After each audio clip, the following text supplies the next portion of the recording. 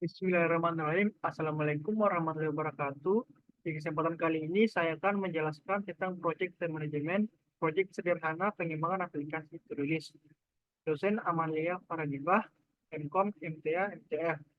Baik, sebelumnya saya akan memperkenalkan diri saya terlebih dahulu. Perkenalkan, nama saya Abdullah Cesron Lauro. Tim saya 130 20 21 01 9. Saya dari kelas A3. Baik, saya akan menjelaskan tentang pengembangan aplikasi tulis.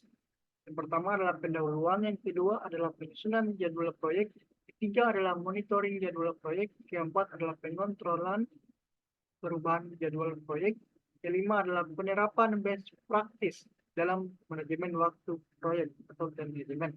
Yang keenam adalah penutup atau kesimpulan. Baik, pendahuluan. Latar belakang.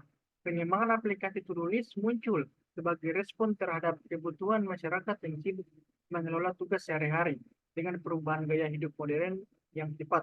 Aplikasi ini dirancang untuk memberikan solusi praktis dalam merencanakan dan menyelesaikan tugas dengan efisien, sesuai dengan tuntutan kesibukan zaman sekarang. Kedua adalah tujuan manajemen waktu proyek. Tujuan manajemen waktu proyek ini adalah menyelesaikan pengembangan aplikasi tulis dalam waktu 8 minggu dengan memastikan kepatuhan pada anggaran yang telah ditetapkan.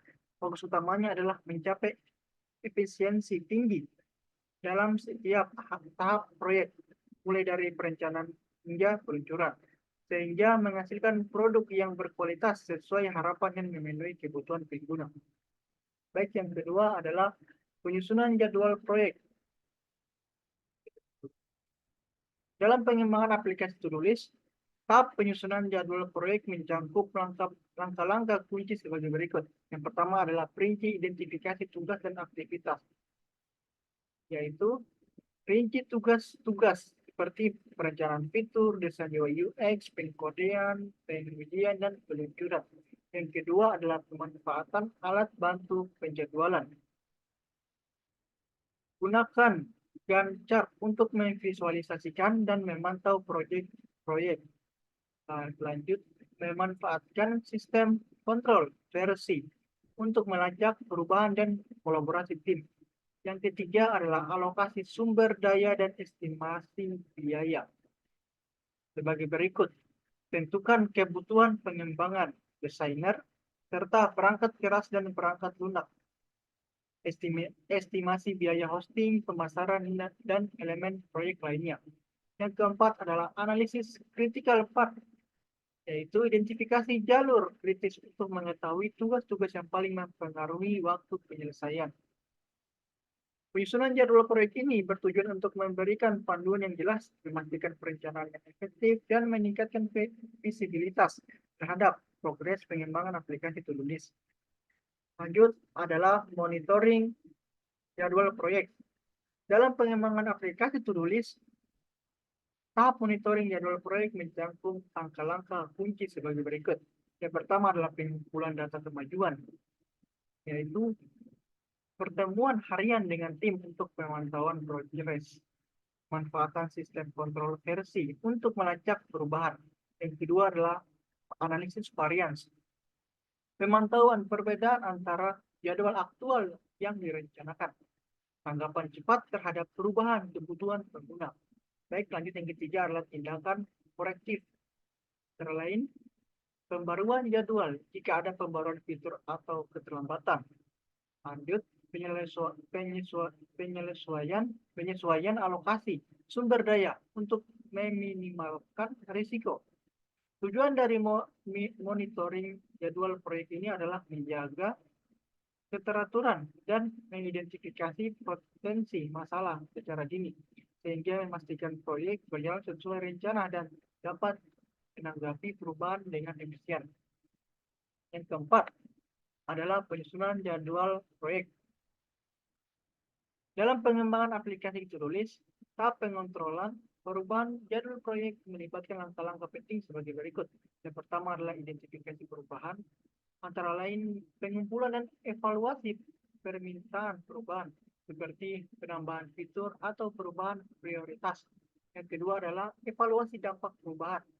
antara lain analisis risiko dan dampak terhadap waktu, biaya, dan sumber daya, penentuan apakah perubahan dapat diakomodasi tanpa mengorbankan kualitas atau jadwal proyek. Yang ketiga, ada keputusan perubahan. Persetujuan atau penolakan perubahan berdasarkan evaluasi dampak komunikasi keputusan kepada semua pemangku kepentingan.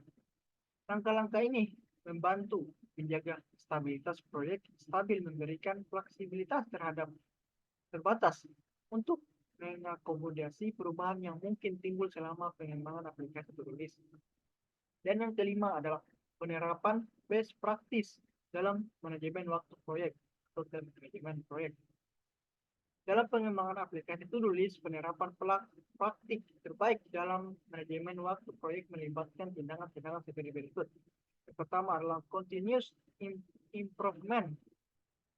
Antara lain, evaluasi rutin kinerja proyek untuk identifikasi peluang perbaikan. Terapkan pembelajaran dari proyek sebelumnya untuk meningkatkan berkelanjutan. Yang kedua adalah pelibatan tim proyek. Antara lain, pertemuan rutin untuk menyamakan pemahaman tim terhadap tujuan proyek. Kolaborasi terbuka untuk mengatasi hambatan dan meningkatkan efisiensi. Yang ketiga adalah keterlibatan stakeholder. Antara lain, pembaruan berskala kepada sponsor dan pemangku kepentingan tentang kemajuan proyek. Dukungan dan masukan yang berkelanjutan dari pihak yang terlibat. Yang keempat adalah pembelajaran dari proyek sebelumnya. Antara lain, analisis pengalaman proyek sebelumnya untuk mengidentifikasi area perbaikan. Terapkan praktik yang telah terbukti untuk meningkatkan kualitas dan efisiensi. Penerapan best practice ini bertujuan untuk mencapai kinerja tinggi dalam manajemen waktu proyek, memastikan bahwa proyek berjalan sesuai rencana dan memberikan nilai tambah yang optimal. Dan yang terakhir, kita masuk ke penutupan. Kesimpulan.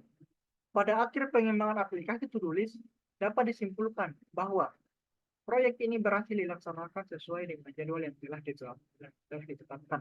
Mulai dari penerapan manajemen waktu proyek yang efektif, tim mampu mengidentifikasi, mengatasi, dan bahkan mengakomodasi perubahan dengan responsif. Kesinambungan evaluasi dan komunikasi yang baik dengan seluruh tim dan pemangku kepentingan juga berperan penting dalam kesuksesan proyek ini.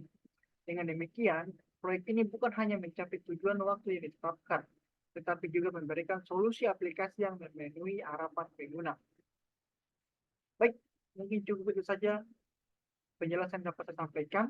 Lebih dan kurangnya mohon dimaafkan. Saya akhiri. Wassalamualaikum warahmatullahi wabarakatuh.